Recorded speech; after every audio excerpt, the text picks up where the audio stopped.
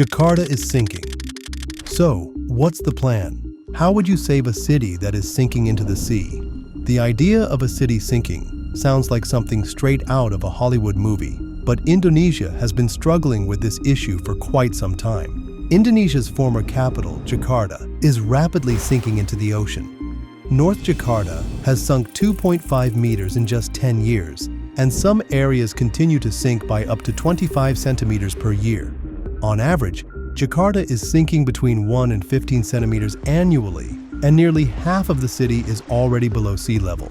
If this trend continues, by 2050, 1/3 of the city will be underwater.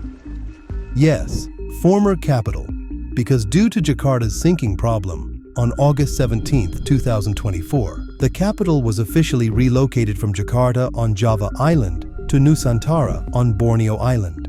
However, if your city has a population of 11 million, simply moving the capital 800 miles away is not enough. This is where the Giant Seawall project comes into play, a $40 billion initiative designed to protect the city from being submerged. But before we dive into the details of this massive project and the $33 billion smart city planned for the new capital, let's first understand how Jakarta reached this critical point. One of the main reasons for Jakarta's sinking is excessive groundwater extraction. The city's infrastructure was not designed to accommodate its explosive growth, leading to an inadequate piped water supply. Experts say water management authorities can only meet 40% of Jakarta's water demand. Due to the lack of a proper clean water infrastructure, industries, businesses, and households rely on their own groundwater wells. The constant extraction of water causes the soil to compact and collapse. Beyond that, rising sea levels due to climate change are worsening the problem. As Jakarta is a coastal city along the Java Sea, it is directly impacted by these rising waters.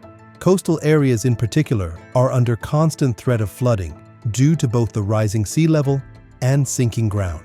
The city's geological structure also plays a crucial role in this crisis. Jakarta is built on an alluvial delta, which naturally has loose and water-saturated soil. The heavy buildings and infrastructure constructed on this type of ground cause it to compress further. Moreover, uncontrolled urbanization, illegal constructions, and unplanned developments exceed the soil's carrying capacity, accelerating the sinking process. Jakarta has a tropical monsoon climate with high temperatures and heavy rainfall throughout the year. The city is intersected by 13 rivers, which frequently cause floods during intense rainfall. More than 100 flood events are reported in Jakarta annually, primarily caused by heavy rains, inadequate drainage systems, and rising sea levels. Major floods can paralyze transportation and infrastructure in the city center. In theory, heavy rains should replenish the groundwater layers and support Jakarta's foundations. However, urban sprawl and underdeveloped sewage systems have created a concrete barrier that prevents water from being absorbed back into the ground. Given all these factors, experts warn that Jakarta has until 2030 to find a solution. Otherwise, it may be too late to hold back the Java Sea. What is Indonesia doing to save Jakarta? In response to Jakarta's sinking and environmental challenges, the Indonesian government decided to relocate the capital to Nusantara on Borneo Island, officially making the transition on August 17, 2024. However, the full transfer of government operations has not yet taken place. According to the initial plan, the construction of the new capital Nusantara is expected to cost around $33 billion, with the 5-phase project set to be completed by 2045. Nusantara has been introduced as an eco-friendly city, focusing on renewable energy sources, smart city technologies, and green spaces. Digital solutions will be used for transportation, energy, water management, and security. The city will feature extensive green spaces, parks, and gardens. Moreover, aims to become a hub for finance, trade, and technology. The presidential palace of Nusantara, known as the Garuda Palace, is inspired by the mythical Garuda bird, symbolizing national unity and protection, just like the Giant Seawall project, which we will discuss shortly. Nusantara is designed to accommodate 2 million people, which is only about 1/5 of Jakarta's population. Considering the city's land area, this may seem low, but 70% of the city is planned to be preserved as green space to ensure environmental sustainability. This aligns with Indonesia's goal of achieving net zero carbon emissions and 100% renewable energy by 2060. Looking at the map, Nusantara is centrally located within Indonesia. It is also considered safer than Jakarta, as it is less prone to floods, earthquakes, and tsunamis. Jakarta plays a crucial role in Indonesia's economy. Java Island alone accounts for 60% of the national economy.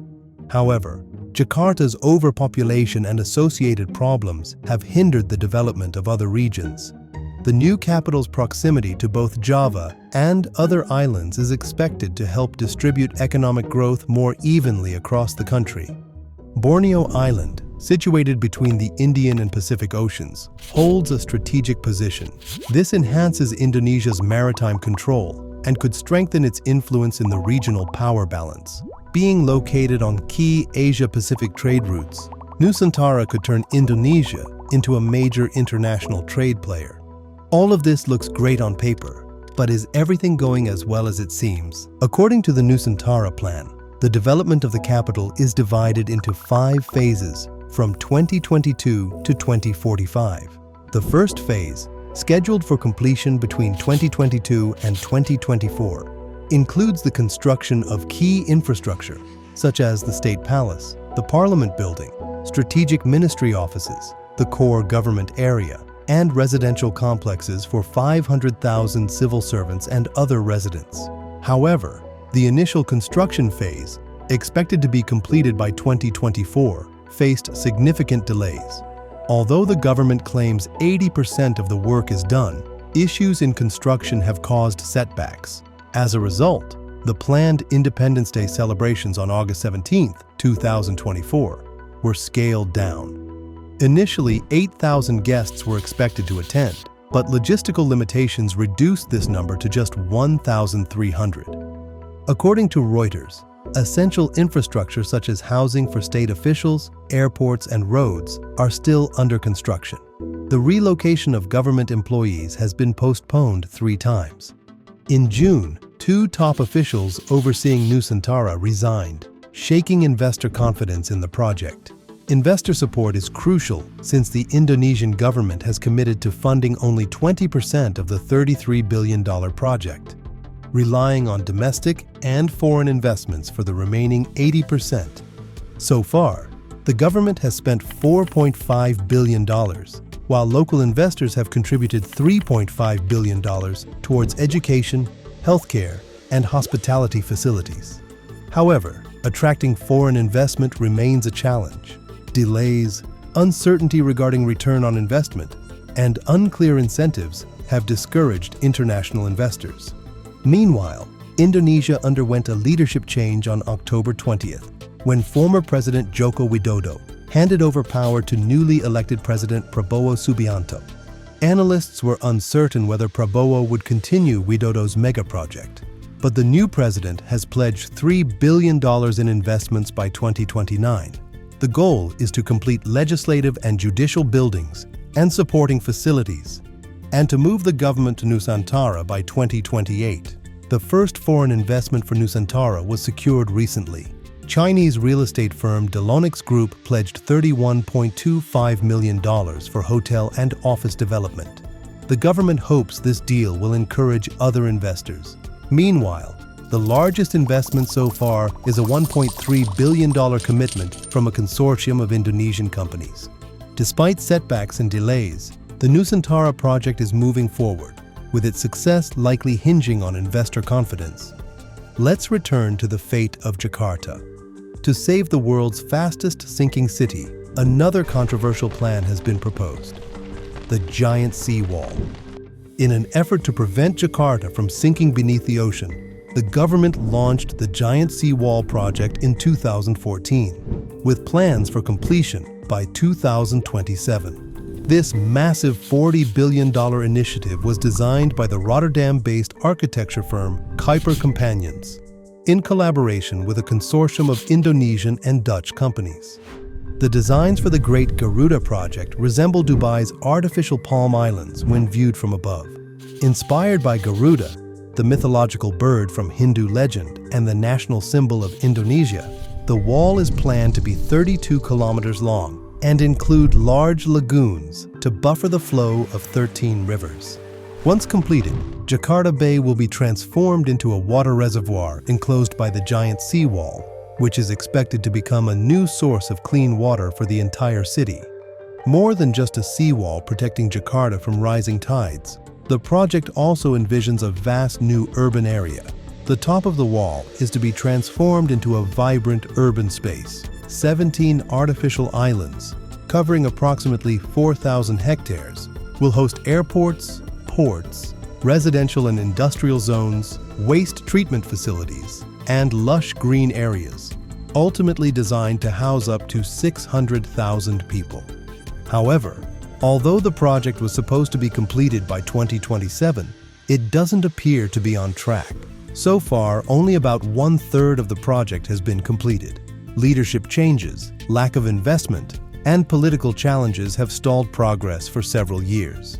While the project is intended to save Jakarta from sinking, not everyone agrees it will succeed.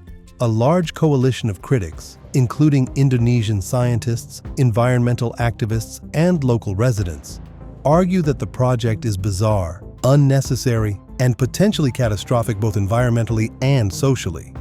One major concern is that enclosing the bay with a wall may turn it into a stagnant, septic lagoon of freshwater, since very little sewage treatment is currently conducted for the rivers flowing into the bay.